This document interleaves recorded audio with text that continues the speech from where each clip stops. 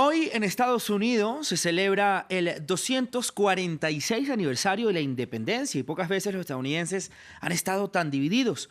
Parece que la democracia estadounidense sigue luchando por su supervivencia.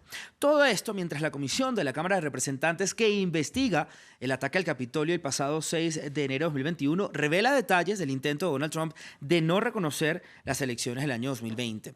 Todo parece indicar que el expresidente está impaciente por lanzar su campaña para el 2024. Entre tanto, la Corte Suprema despojó a millones de mujeres del derecho constitucional a interrumpir el embarazo, limitó la lucha contra el cambio climático y amplió el derecho al porte de armas. Las tensiones sociales se ven acentuadas por la presión económica tras la guerra en Ucrania, que está encareciendo los alimentos y también la gasolina a precios récord. Esto se suma a la delincuencia con armas de fuego y los tiroteos masivos que acaban con la vida de miles de personas cada año, que los datos revelan además que esto va en aumento.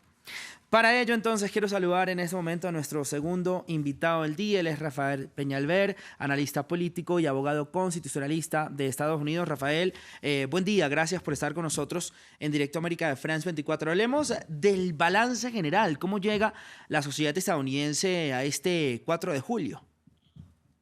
Raúl, buenos días y gracias por invitarme a tu programa. Estamos hoy celebrando el 4 de julio el país enfrentando nuevos retos y algunos de los retos en sus instituciones más básicas.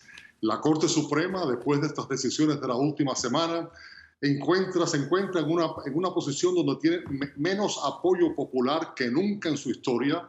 El Congreso de los Estados Unidos, con las pistas con respecto a lo que ocurrió el 6 de junio y el 6 de enero, y el país pues esperando las elecciones de noviembre con gran incertidumbre sobre lo que va a pasar. Así que es una situación difícil para Estados Unidos en el medio de una guerra en Ucrania que está amenazando involucrar cada vez más a los países occidentales y en el medio de una inflación. Así que el 4 de julio se celebra con una renovación de esos principios que dieron razón a la nación norteamericana, pero con gran duda sobre el futuro del país. Claro, además hablemos de uno de los puntos más importantes que vimos estos últimos días, Rafael, y fue la derogación del aborto, la eliminación de este histórico fallo Roe versus Wade, que pues apoyaba a las mujeres, o mejor dicho, les daba la facilidad del aborto a nivel federal, con una Corte Suprema conservadora, ¿no?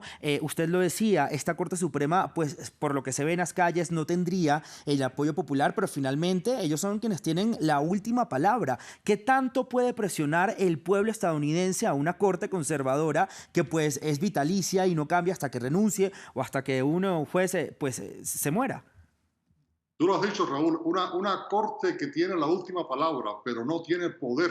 El único poder que tiene es el poder del prestigio, que le da el poder ciudadano. Si tú lees la Constitución norteamericana, la Corte Suprema tiene muy poco poder en sí. No tiene presupuesto, no tiene un solo soldado para que se cumplan sus órdenes. Depende en la buena fe en que todo el pueblo norteamericano siempre ha dicho la Corte Suprema es una corte apolítica y de ahí tiene su poder, el poder del prestigio. Eso se está perdiendo rápidamente. La forma en que fueron impuestos los últimos 3 jueces por el presidente Trump, después de que se le negara al presidente Obama la nominación del juez Garland, porque decían que se había nominado en el último año de la presidencia de Obama y por lo tanto no se podía considerar.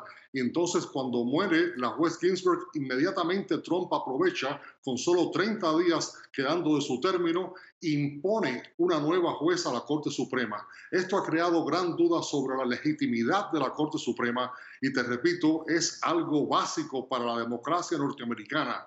Esta democracia, un país que tiene tanto poder nuclear, tanta fortaleza, sin embargo, su sistema político es frágil, muy frágil, y depende en gran parte de las instituciones y la fe que tengan los ciudadanos hacia esas instituciones, en particular la Corte Suprema de los Estados Unidos. Rafael, como están las cosas, ¿no cree que también parte del problema sea con una constitución tan antigua como es la de Estados Unidos? ¿No se plantea en ese país, digamos, algún tipo de cambio en la constitución o es inviable, es imposible?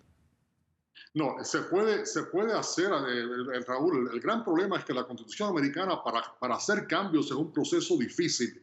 Tú puedes hacer un cambio radical, que sería convocar una nueva constituyente, reunión para ver todos los capítulos de la Constitución, pero eso abriría una caja de Pandoras. Eso no se está contemplando en serio en este momento. Se están contemplando otros cambios, por ejemplo, que los términos de los jueces no sean vitalicios, que se le permita a cada presidente nominar para mantener algún tipo de balance ideológico en la Corte. En este momento todo depende de cuándo se muera o cuándo se retire un juez, y de acuerdo con eso el presidente del momento nomina a un candidato. Pero cuando ese sistema se violó, cuando se le negó a un presidente, a Obama, nominar el juez que le correspondía a él durante su término, y después viene un presidente Trump e impone al último minuto una juez que cambia totalmente el balance ideológico, ese tipo de abuso del poder es el que está contaminando el prestigio de la Corte, y el que hace que los ciudadanos cada vez tengan menos fe que la Corte Suprema sea una entidad judicial y no simplemente otra entidad política más. Claro, y además las decisiones de la Corte Suprema pues finalmente afecta es a los ciudadanos y a todo el conglomerado estadounidense. También recordemos que en los últimos días la Corte Suprema le dijo no a más recursos para combatir al cambio climático, algo que pues nos está afectando a todos. También cómo esto impacta a la sociedad estadounidense y cómo eso también trunca de alguna manera los planes de campaña del presidente y la agenda política del presidente Joe Biden. Exactamente, porque al tener Biden se encuentra que está en el medio de una tirantez enorme dentro de la propia Corte Suprema. Tú has visto algo que nunca se había visto anteriormente, que es unos jueces hablando en una forma dura y una forma que no es una forma normalmente judicial, unos contra los otros. La forma en que la Corte Suprema abolió el derecho del aborto no simplemente fue la abolición del aborto, sino que habló en una forma, repito, dura, una forma cruda sobre los jueces que adoptaron esa decisión hace más de 50 años. Biden se encuentra presionado por la izquierda de su partido para que sea aún más activo en promover cambios más drásticos en la Corte Suprema, y por otra parte no tiene los votos para poder hacer eso dentro de su propio partido. Se habla si Biden va a poder mantener la mayoría en la Cámara de Sí. Representantes, y si los republicanos toman el poder en la Cámara de Representantes y una mayoría en el Senado, pues cualquier cosa puede pasar. Se pueden imponer cambios como, por ejemplo, el cambiar la estructura de que hagan falta Sí. 60 votos para pasar un cambio, una ley en el Senado. Simplemente se pide que si los republicanos tienen la mayoría, que se olviden de esas reglas tradicionales del Senado y que simplemente se haga que se pase la legislación por mayoría en el Senado. Claro. Eso traería cambios irreversibles en el país.